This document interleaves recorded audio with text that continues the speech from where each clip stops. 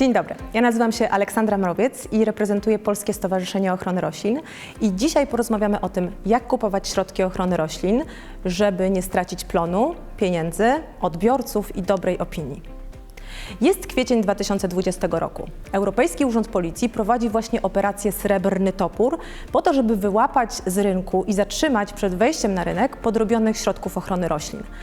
Polskim służbom, czyli PIORiN, Policji i celnikom, udaje się wyeliminować z rynku 70 ton nielegalnych, potencjalnie niebezpiecznych pestycydów. W Europie ta liczba sięga nawet 1346 ton.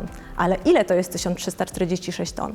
Gdybyśmy chcieli wylać te pestycydy do basenów olimpijskich, to wypełniłyby one 458 takich basenów olimpijskich. A gdybyśmy chcieli wykorzystać je do oprysku pól, to moglibyśmy je wykorzystać do zabiegów na terenie rolniczym całych Niemiec. Mówimy tutaj o ogromnej skali zjawiska. A skąd one tak naprawdę biorą się na rynku? Wyobraźmy sobie, że mamy tanią substancję chemiczną wyprodukowaną na przykład w Chinach. Kolejno ta substancja sprowadzona jest do Europy. Przepakowujemy ją w takie opakowanie, które jest łudząco podobne do oryginalnego opakowania środka ochrony roślin. Przytwierdzamy etykietę, potem kolejno ktoś dystrybuuje je do rolnika. Najczęściej wygląda to właśnie tak, jakaś etykieta, najczęściej w języku obcym, bądź w języku ukraińskim, rosyjskim, pisanym cyrylicą, albo na przykład pisanym w innym zachodnioeuropejskim języku, żeby uwiarygodnić źródło pochodzenia takiego środka ochrony roślin. No i potem mamy pole, mamy roślinę, a potem z tego pola mamy żywność. No właśnie, ale co tak naprawdę dzieje się ze środkami ochrony roślin nielegalnymi, podrobionymi, które trafią do rąk rolnika i są wykorzystywane na polu? Trudno tak naprawdę powiedzieć. Być może mamy sytuację taką jak na tym zdjęciu, gdzie potencjalnie sadownik kupił podrobiony środek ochrony roślin, najprawdopodobniej chciał zwalczyć szkodnika na jabłoni, ale okazuje się, że w środku był środek ochrony roślin o charakterze chwastobójczym i z drzew owocowych nie zostało nic. Bardzo często środki ochrony roślin podrobione, nielegalne, mają w środku jakąś nieznaną substancję chemiczną. Ona może wykazywać zupełnie inne działanie, na przykład fitotoksyczne. I rolnik, kupując taki środek ochrony roślin, skazuje swój plon tak naprawdę na całkowite zniszczenie, a w najlepszym przypadku na to, że środek taki w ogóle nie wykaże żadnego działania na polu. To, co tak naprawdę wiemy, i widzimy, to wierzchołek góry lodowej, czyli te tony wyłapywane przez instytucje kontrolne, przez służby i organy ścigania, to tak naprawdę pewna liczba, którą udało się znaleźć i wyłapać. Ale ile tak naprawdę trafia na rynek, tego do końca nie wiemy. Co tak naprawdę odróżnia podrobione, nielegalne, nieprzebadane przez nikogo środki ochrony roślin od tych legalnych? Każdy środek ochrony roślin, zanim trafi w ogóle do obrotu, musi przejść ponad 150 różnego rodzaju badań. Te badania trwają około 10 lat. One są prowadzone właśnie po to, żeby udowodnić, że dana cząsteczka wykaże swoją określoną aktywność, że będzie odpowiednio działała na szkodnika, na chorobę, na chwasty i dzięki temu rolnik uzyska zdrowe, bezpieczne plony. Ale to nie tylko oświadczenie producenta. Te oświadczenia i chęci producenta weryfikowane są przez wyspecjalizowane organy państwowe, które dopiero mogą powiedzieć: OK, ten środek ochrony roślin może być autoryzowany i dopuszczony do obrotu. I dopiero takie środki ochrony roślin trafiają do rolników do tego, żeby mogli zastosować je na swoich polach. Komisja Europejska kilka lat temu przeprowadziła taką symulację, badanie, weryfikując, ile tak naprawdę takich nielegalnych, niezatwierdzonych i nieprzebadanych chemikaliów może znajdować się na rynku europejskim. I jak się okazuje, co 7. opakowanie środka ochrony roślin może być podrobione. Czyli co 7. rolnik albo w co 7. opakowaniu może być substancja, która jest nieprzebadana i nielegalna. Na szczęście można się przed tym uchronić. Pytanie, jaką decyzję podejmie rolnik? Bo co tak naprawdę straci? Straci plon, dochód z gospodarstwa, dochód z danego pola, ponieważ taki środek ochrony roślin może albo nie zadziałać, albo wykazać takie działanie fitotoksyczne. Straci w związku z tym pieniądze, odbiorców i dochód z całego gospodarstwa. Może również utracić dobrą opinię. Nie wspomnę już w ogóle o działaniu takim toksycznym na przykład na organizmy żyjące w środowisku i w ogóle toksyczność dla całego środowiska, ponieważ nie znamy tych substancji. One nie zostały w żaden sposób przebadane, w przeciwieństwie do legalnych, oryginalnych środków ochrony roślin. Co więcej, można również utracić całkowicie bądź częściowo dotacje unijne, o które przecież rolnicy tak bardzo się starają, oraz certyfikaty jakości, nad którymi przecież tak ciężko pracują. Jeśli rolnik skusi się na zakup takiego preparatu z nieznanego źródła, to tak naprawdę zostanie ze wszystkimi tymi problemami sam. Nie ma żadnych dokumentów i nie ma podmiotu, który dystrybuuje ten środek, ponieważ, jak twierdzi Europol, dystrybucją i handlem takimi środkami zajmują się członkowie zorganizowanych grup przestępczych. Komu bardziej ufasz? Producentom środków ochrony roślin, doradcom, sprzedawcom oryginalnych środków ochrony roślin i instytucjom, które czuwają nad tym, żebyś kupował tylko przebadane preparaty, czy fałszerzom, przestępcom i członkom, uczestnikom zorganizowanych grup przestępczych. To jedno z ogłoszeń, które można znaleźć w internecie, w jaki sposób przestępcy będą próbowali sprzedać Ci takie środki ochrony roślin.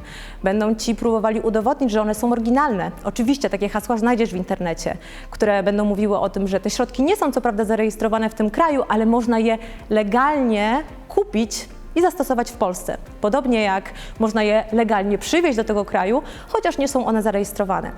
Takich rzeczy robić nie można. Nie można przywieźć sobie środka ochrony roślin z zagranicy i zastosować w Polsce, ponieważ tak działa prawo w Unii Europejskiej, żeby zagwarantować Tobie bezpieczeństwo, zarówno Twojej rodzinie, środowisku i plonom, które potem stają się żywnością dostępną w sklepach dla konsumentów.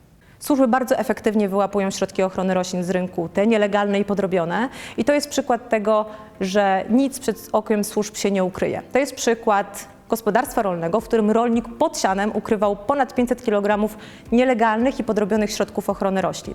No cóż, ten komentarz każdy orze jak może chyba nie do końca oddaje to, o czym my tak naprawdę mówimy. Świadomi rolnicy nie ryzykują stosowania i zakupu środków ochrony roślin z niewiadomych, niesprawdzonych źródeł.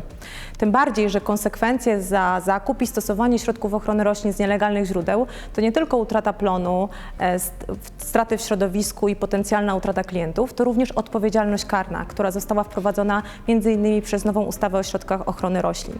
Polskie Stowarzyszenie Ochrony Roślin, Państwowa Inspekcja Ochrony Roślin i Nasiennictwa oraz Krajowa Administracja Skarbowa prowadzą wspólną kampanię edukacyjną, która ma wspierać rolników w podejmowanych decyzjach i podpowiadać, w jaki sposób kupić środki ochrony roślin tylko z legalnych źródeł. W jaki sposób wystrzegać się środków ochrony roślin z nielegalnych źródeł, środków podrobionych? Są 4 proste zasady, które należy zawsze absolutnie stosować. Po pierwsze, środki ochrony roślin muszą być wpisane do rejestru środków ochrony roślin, a taki rejestr dostępny jest na stronie Ministerstwa Rolnictwa i Rozwoju Wsi. Po drugie, każdy taki produkt musi mieć etykietę, która jest trwale przytwierdzona do opakowania i ta etykieta obowiązkowo wykonana jest w języku polskim. Po trzecie, jeżeli kupujemy środki ochrony roślin, to wyłącznie od dostawców, którzy są zarejestrowani jako podmioty, które mogą prowadzić handel środkami ochrony roślin, a takie rejestry prowadzone są przez wojewódzkich inspektorów ochrony roślin i nasiennictwa. Również te rejestry dostępne są na stronach Państwowej Inspekcji Ochrony Roślin i Nasiennictwa, także łatwo można to sprawdzić. I bezwzględnie zawsze każdy rolnik powinien żądać dowodu zakupu. Faktury bądź paragonu, która jest dowodem świadczącym o tym, że właśnie zakupiono środek ochrony roślin z oryginalnego źródła, z legalnego źródła, środek oryginalny. Gdyby cokolwiek wydarzyło się z tym środkiem ochrony roślin, to zawsze jest źródło pochodzenia i zawsze wiadomo, że ten środek ochrony roślin został zakupiony legalnie, ponieważ mamy wtedy dowód zakupu świadczący o tym. Należy bezwzględnie wystrzegać się nielegalnych aukcji internetowych, gdzie znajdują się tego rodzaju preparaty. Choć handel środkami ochrony roślin internetowy jest dozwolony, to prowadzony jest on w ściśle określonych ramach. Przede wszystkim takie środki ochrony roślin muszą być również zarejestrowane, trzeba wydać odpowiedni paragon bądź fakturę, muszą one być bezpośrednio dostarczone. Podmiot, który je sprzedaje, również musi być zarejestrowany, a także musi udowodnić, że jest legalnie działającym przedsiębiorcą i powinien zweryfikować, czy podmiot, który kupuje, czyli rolnik, jest osobą pełnoletnią i ma odpowiednie kompetencje do tego, żeby kupić taki środek ochrony roślin dla profesjonalistów. Jakie są natomiast nielegalne źródła? Aukcje internetowe, rozsprzedaż z gospodarstwa, super tanie środki z obcą etykietą, gdzie nie znamy tak naprawdę podmiotu, od którego kupujemy. Takich aukcji internetowych należy się bezwzględnie wystrzegać. Absolutnie należy wystrzegać się środków ochrony roślin od sprzedawców, którzy przyjeżdżają do gospodarstwa i oferują środki ochrony roślin z obcymi etykietami w super atrakcyjnych cenach. Na tym rynku takie super atrakcyjne oferty po prostu się nie zdarzają i proszę, wystrzegajcie się takich właśnie ofert. Należy również poznać swojego inspektora ochrony roślin i nasiennictwa i wtedy, kiedy macie jakiekolwiek podejrzenia świadczące o tym, że środek ochrony roślin, który pozostaje w obrocie, jest nielegalny, podrobiony, albo chociaż podejrzewacie, że właśnie taki jest, można zadzwonić do inspekcji lub napisać maila na adres nielegalneśrodki@piorin.gov.pl. Źródłem informacji na temat tego, jak kupować środki ochrony roślin legalne, zarejestrowane, bezpieczne, jest strona www.bezpiecznauprawa.org. Zachęcam do skorzystania z bazy danych, która tam się znajduje i informacji, jakie są konsekwencje wynikające z zastosowania i posiadania środków ochrony roślin nielegalnych. Bardzo dziękuję za uwagę.